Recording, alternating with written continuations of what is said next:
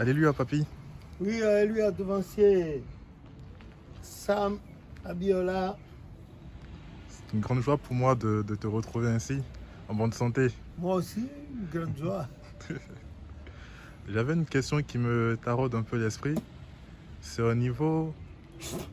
J'aimerais que tu me partages un peu tes années dans ta jeunesse où l'Éternel t'utilisait à pratiquer des séances de délivrance, des exorcismes et tout cela. Dans le sens où, quelles étaient tes préparations à ce moment-là? Ok, que le nom de l'Éternel soit béni. Amen. Tu sais, ta question elle est bienvenue, mais seulement que, en ce moment où tu parles, j'étais beaucoup jeune. J'aimais Dieu et surtout la chorale, puisque je faisais de la musique à la maison avec la chicotte. Et quand il fallait à la chorale, il fallait mettre le solfège au tableau. C'était à moi que mon grand frère Georges, Père son âme, laissait le soin de le faire. Donc, très précoce, j'avais quand même cet avantage-là, cette avance sur les autres de mon âge, ou bien légèrement au-dessus de moi. Parce que c'était moi qui mettais le solfège au tableau, et nous tous, on venait chanter. Il y avait le prophète qui était à la chorale en ce moment, Papa Yansounou, mes frères, et puis, bon, les papas là, les pionniers de l'église, les papas locaux et consorts, les Paul Lagoyer, Jean Labité, tout ça là, Papa Emmanuel, et c'était moi qui mettais le solfège. Donc, je savais lire le solfège, pas comme un maître de musique, mais relatif à mon niveau. C'était ça qui me donnait le plus de la joie dans ma vie. C'était ça le plus. Bon, à côté, il y avait les études et la belote. C'est jouer aux cartes, la belote là. Oui. Ah, j'aimais faire la belote, hein, mais il n'y avait pas d'alcool ni de tabac là-dedans. Et puis, j'aimais m'habiller. Pour mon âge, le milieu, notre milieu dans lequel on était, ma tante là, quand tu t'habilles, tu veux sortir, elle t'appelle, elle dit reviens ici. Et quand tu viens, la première chose qu'elle te fait, elle te gifle d'abord.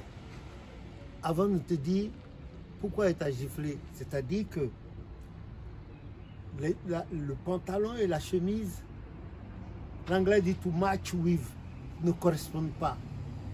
La paire de tu dois t'habiller. Quand tu sors, on dit ah, il est bien. C'est l'enfant de qui? Et on va dire c'est telle personne. C'est ça. À l'époque, c'était ça. C'était cela. Surtout à Porto-Novo, un peu à Cotonou. Bon, quand on est rentré au Bénin, au Dahomey, avant que ça. Mais moi, j'aimais Dieu. J'aimais Dieu parce que mes parents étaient là-dedans, ma maman, mon papa. Et puis le prophète Oshofragola, les familles là, étaient toujours ensemble. Et nous, les enfants de ces pères-là, on était tout le temps presque ensemble jusqu'à grandir à un certain niveau. Bon, à notre temps, j'ai jamais conduit un culte. Quand j'étais encore comme Gildas, légèrement plus jeune que je n'avais jamais conduit un culte. Bon, mais à la chorale, on me passait la prière, des trucs comme ça. On me passait la prière et on chantait surtout. Il y avait ça, et puis la propriété dans le temps, mais en haut à la chorale, tout ça. Bon, bien après, avant même que je n'ai eu ma première onction, je priais déjà. Je priais, je sais pas, je priais. Des fois, je rêvassais, mais je priais quand même. Bon, quand mon papa est mort en 1970, je me suis souvenu des injustices dont mon père, des actes d'injustice dont mon père avait souvent été victime, les critiques, c'était là. Et puis, à un moment donné, j'ai arrêté d'aller à la chorale. J'ai arrêté d'aller à la chorale. Quand je vois les gens là qui accusaient souvent mon père, pendant un moment, et après c'est passé. Bon. Plus proche de ta question, j'étais même pas encore au grade de déroutant. Hein. Quand il y a une dame qui a emmené sur la paroisse un enfant mort, elle a couru de chez elle. elle n'avait pas son soutien-gorge, elle avait l'enfant. Elle criait, sauvez mon enfant, sauvez mon enfant. Puis, il n'y avait pas de devancier sur la paroisse. Il y avait des gens, hein, mais plus âgés que moi, mais ils n'étaient pas, ils n'avaient pas reçu. Et sur le préau, comme ça, devant le temple, non, devant l'oratoire, voilà.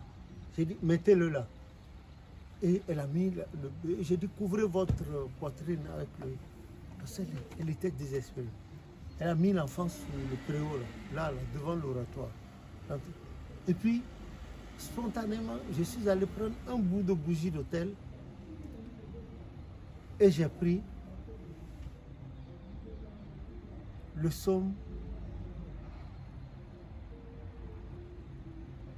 105, non? Où on dit, non pas à moi, mais à ton nom donne gloire. Pourquoi les nations de la terre diraient-tu donc leur Dieu, notre Dieu au ciel? Le psaume 103, verset 105, verset 3. J'ai oublié, j'ai cité ça tout à l'heure. Hein? Pourquoi les rois diront-ils, ouais, notre Dieu au ciel, il fait ce qu'il veut. Et là, et surtout, c'est ça là, ce passage-là. Notre Dieu au ciel, il dit, Seigneur, voilà l'enfant là. Regarde comment sa maman a couru à traverser le quartier et n'est pas de l'église et a amené l'enfant. Moi, je ne suis qu'un enfant, je ne sais rien dire. Mais pourquoi les gens diraient tout donc notre Dieu au ciel, et il fait tout ce qu'il veut. Notre Dieu, 115 je crois, verset 3. Notre Dieu au ciel, il fait tout ce qu'il veut. Tu es au ciel et tu fais tout ce que tu veux. Puisque tu es au ciel, tu fais tout ce que tu veux. Regarde l'enfant là. Sa maman est debout, elle pleure. Tu vois? Comme tu es au ciel, tu fais tout. Tu vois, regarde l'enfant là. Sa maman est debout, elle pleure. Fais tout ce que tu veux sur la maman et sur l'enfant. Et puis, viens laisser là.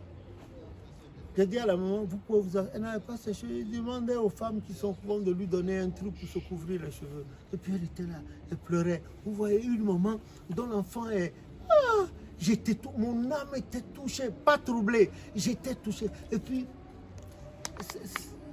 c'est comme si dans mon trouble, je disais à Dieu, il ne faut pas laisser cet enfant mourir. Regarde, sa maman pleure. Sa maman reconnaît que